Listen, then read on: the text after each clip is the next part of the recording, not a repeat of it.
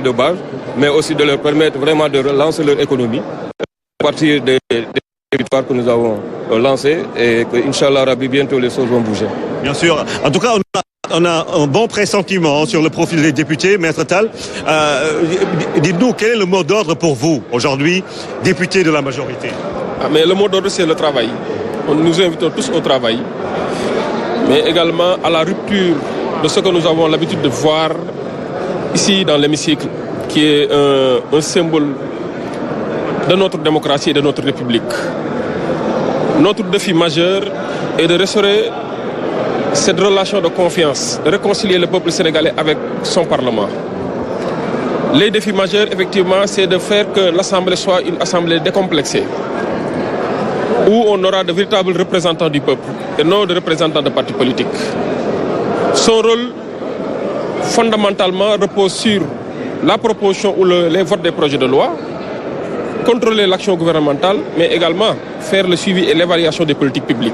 Je pense qu'on aura besoin de ce genre d'assemblée qui sera une vitrine pour le Sénégal, mais également un exemple à citer au niveau mondial.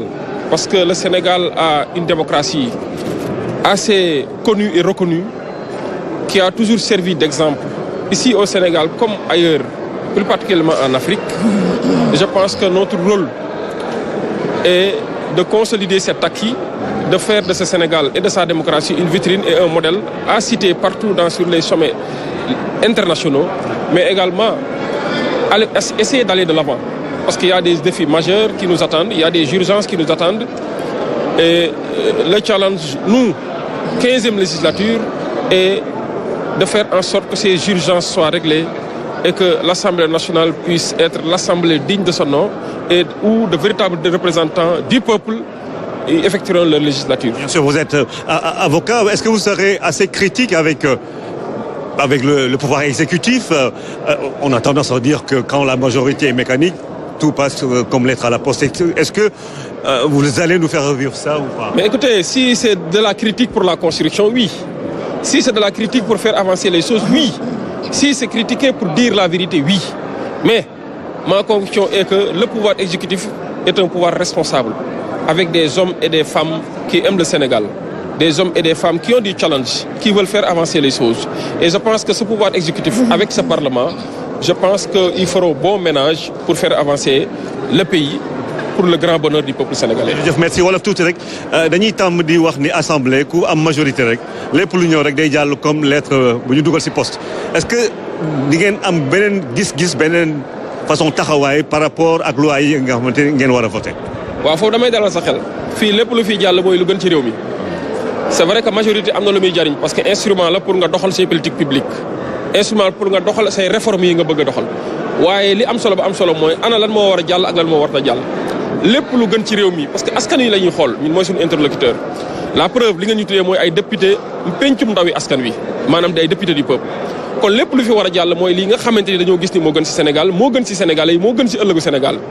lépp luñ gis ni nag critique bu fekkee moo koy defar incha allahu jàppale ni Pastef en tout cas ñun député yi nga xam ne si bannière Pastef nañ jàlle ku xam Pastef xam ni ñu décomplexé nañ ku xam Pastef xam ni critique dans la vérité dans la construction et dans le développement. ñun ci loolu mais yaakaar naa c'est le parti nag le plus démocratique même s'il y a des partis démocratiques c'est le parti le plus démocratique du Sénégal.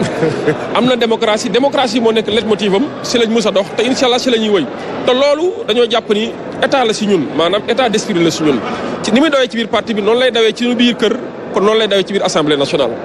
ne vous en faites pas. jërëjëf maître Issa. L'enjeu parlementaire est capital à Mbour mais également chez les doomu daara. c'est important. Cheikh Omar Diop yow doomu daara nga kon baat bi dinañ ko dégg ci kaw wala. incha allah bu soobee yàlla ñu ngi sant yàlla di julli ci yonent bi waaye nag di yëg responsabilité ci yaakaar ju rëy ji nga xamante ne moom la Sénégal am ci président Ousmane Sonko am ko ci le président Diomaye waaye am ko ci législature bi mu doon loo xamante ne tey li ñuy yëg dëgg-dëgg daal mooy li nga xamante ne mooy pesé ci suñuy mbagg ndax on n'a pas droit à l'erreur.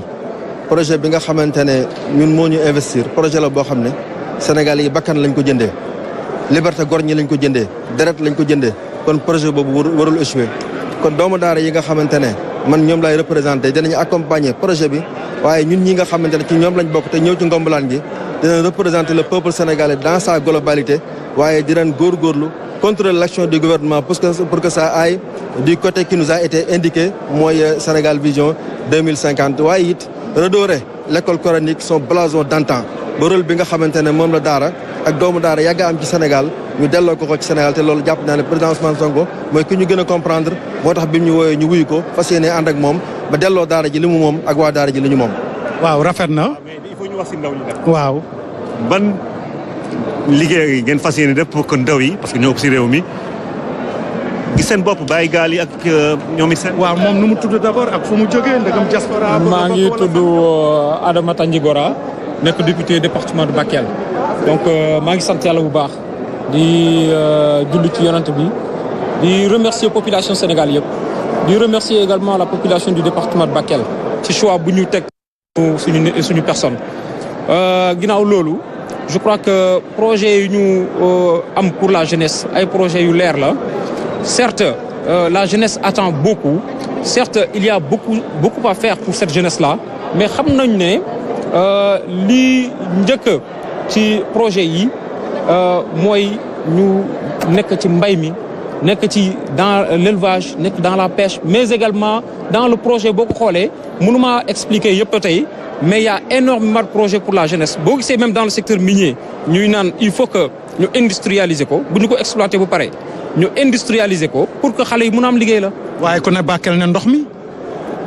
Bakel moom wax dëgg yàlla sonn na ci ndox mi ren trop mais yàlla def na ci sutura ndox mi retiré wu na bon ay dégâts am nañu mais état bi def na waru garam dégagé na une enveloppe de 8 milliards également am na leneen lu ciy tegu am nañu yaakaar ne incha allah dinañ ko fàtte ce sera Pastef. bismillah dañuy dem nag si jigéen ñi nag tuuti rek waa ji nag moom am na ku may ndurul waaye damay jël jigéen ñi tuuti parce que jigéen waaye taxaw na ni ñuy def da ngay xaw am tuuti galanterie. ok soxna si noo tudd. Aïcha Touré. Aïcha Touré waay. Je représente l'Amérique océanique fa laa jógee. ah États-Unis. États-Unis waay. ok pour ban parti. Pastef. Pastef waay. C'est pas seulement les États-Unis mais l'Amérique océanique. C'est-à-dire c'est toute l'Amérique plus l'Australie bon l'Océanie. kon ñoo bokk nga si ñu yore kàddu diaspora bi nekk foofu. Effectivement. lan la ñu war a mën a xaar si yow. Non, je serai comme la dernière fois parce que je suis à ma deuxième législature, donc je suis revenue. Donc j'ai représenté na parti Bobo de la diaspora en 2022.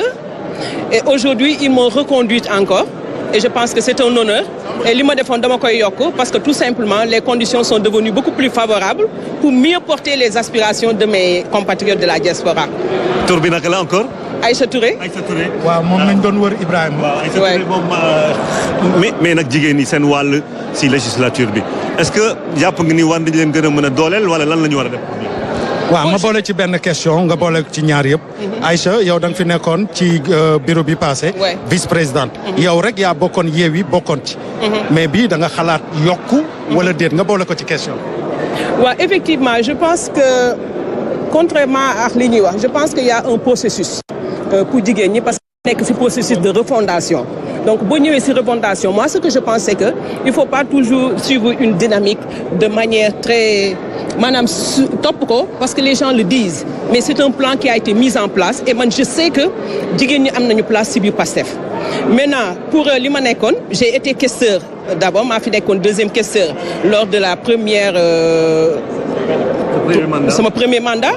Deuxième mandat, avec la sortie de Taxawu, nous avons perdu en nombre. Ma ñëw nekk 8e vice-présidente. Donc effectivement, comme vous le dites, j'ai été questeur, j'ai été vice-présidente. Est-ce que nañu bañoo poste présidence.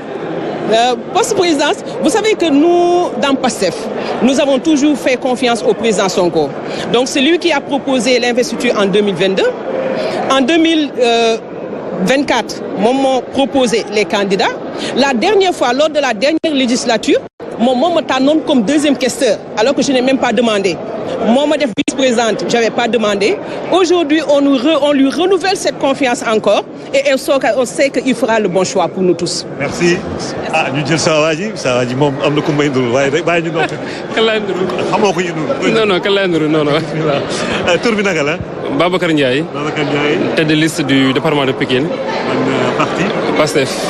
waaw yow Pikine moom yow yaa ngi am chantier bu mag parce que banlieue bi. c'est vrai jafe-jafe yi fi am tar na lool. yan message yan préoccupation yan loi nga jàpp ni mën na soppi xar kanamu banlieue bu Dakar. déjà dafa am lu ma bëgg a relever rafetlu ko bi mooy suñu première fois ñu ñëw assemblée nationale en tant que député mais yàgg nañu fekkee installation législature bu njëkkaan fii ci hall bi dafa daan xumb lool ak i sabar ak i tama en tout cas festivité cette fois-ci dañoo constater rupture nette tout est en train de se faire dans la sobriété lépp ñu ngi koy def ci dal lépp ñu ngi koy def ci teranga lépp ñu ngi koy def ci professionnalisme. am na ay militants yu nekk ci biti. waaw d'accord mais déggoo fi xumbaay déggoo mumbaay déggoo tama déggoo musique. et pourtant auparavant dañu doon faral di ko gis assemblée dañoo faral di ko dégg assemblée.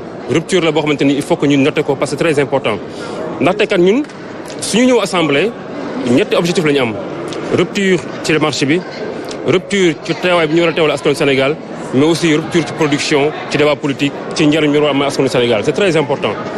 oui maa ngi dëkk Pikine nag effectivement wax nga dëgg Pikine chantier bu mag la y a un très grand chantier là-bas mais askanu Pikine yàlla dogal na ñu conscient mais gannaaw bi ñu conscient wee ba tànn le leader président Ousmane Sonko jox ko seen bopp jox ko seen lépp en tout cas ci lu jëmal ci soxal réew mi askanu Pikine aussi dafa pare pour laxasaayu taxaw ànd ak le président Ousmane Sonko pour tabax Pikine il faut pas oublier que président Ousmane Sonko à lui seul il ne pourra rien faire président Diomaye à lui seul il ne pourra rien faire askan wi ñoo ànd boor seen ginnaaw ñu jot ci réew mi dañu àndaat boor seen ginnaaw ñu tabax réew mi et en particulier Pikine bien sûr. Pikine bëri na ay ndaw. en pagaille macha allah. moo suñu force nag. c'est ça la force de Pikine la première force de Pikine la première richesse de Pikine c'est sa jeunesse il faut juste savoir l'exploiter au bon escient. jërëjëf Babacar. macha allah sëñ bi après ñu ñëw si yow waaye daa am benn homme d'affaires ah benn Sénégalais Tahirou moom homme politique waaw ok parce que on a vu jusque profil yi am na ay homme d'affaires ay ministres ay façon profil yu nekk. tey jii Tahirou est-ce que gëmoon nga sax di déjà ni dugg assemblée nationale parce que 41 listes quand même du woon lu yomb. waaw bon yàlla moo def sutura rek parce que je pense que en politique pouvoir bi yàlla moo koy joxe jaaral ko ci askan bi et je pense que nit ci say ut c'est pas da ngay am assurance à 100% da ngay am mais da ngay wàkkirlu si yàlla ne da ngay am donc wàkkirlu lañ si yàlla même si que élection yi yombul woon parce que les moyens n'étaient pas trop réunis surtout avec anticipation beeg yooyu noonu daf ñu bert mais yàlla defal nañu sutura ba may nañu benn député donc dañ ciy sant yàlla rek di ci tamit gërëm askan bi parce que yàlla ci askan bi la ko jaarale. lan moo tax pour yow après analyse sénégalais yi wóolu la ba fal la député. bon ci discours la en fait quoi parce que léegi politique de personne boobu noonu dafa jeex Sénégal léegi il faut carrément ñu adapté wu maanaam ci discours de vérité pour que sénégalais yi mën a xam carrément wax ji mooy que sooy politique tamit da ngay def maanaam lu ñuy wax la sociologie des populations c'est-à-dire il faut ngay wax loo xam ne askan bi dañuy génn teg seen bët wala dañ ci